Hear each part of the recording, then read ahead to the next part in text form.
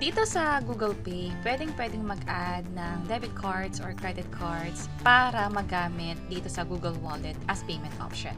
Bali, kadalasan tinatawag itong Google Pay. At ang Gcash ay pwede daw mag-add ng Mastercard. So, tinry namin yan. Yun nga lang nagkakaroon ng error message na katulad nito. For other banks, katulad ng GoTime, nagiging successful naman siya. Pero, paano kung ang gusto mong i-add dito sa Google Pay or Google Wallet ay yung Gcash account mo mismo? So, ganito yung halimbawa niya na successfully link yung Gcash sa Google Pay. Paano to gawin? Tara, pag-usapan natin. By the way, kung first time mo sa channel natin at gusto mo pa ng mga online tutorial videos katulad nito, please click the subscribe button. Sa mismong app mo sa Gcash, pumunta lang dito sa profile.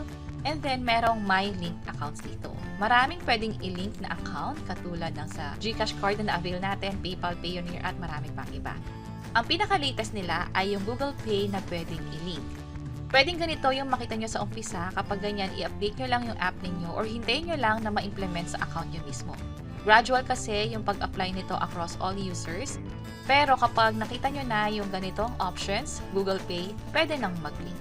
At kapag tinap nyo nga itong link now, ang next step ay i-tap lang tong add to Google Wallet.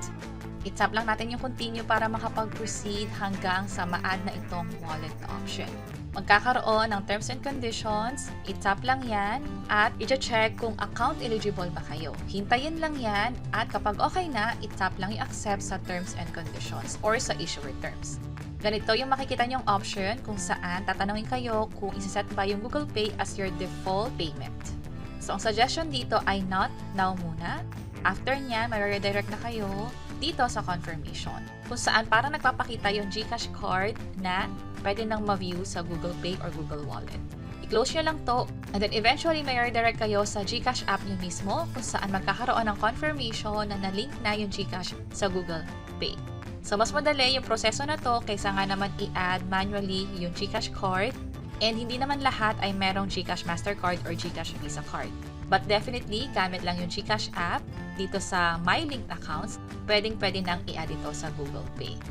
And that's it. Sana nakatulong tong video na to. Kung oo, pakiclick ang like button at para sa iba't ibang mga tutorial videos, pwede nyo i-check ito nasa baba. Sana makatulong and see you sa mga next videos. Bye-bye!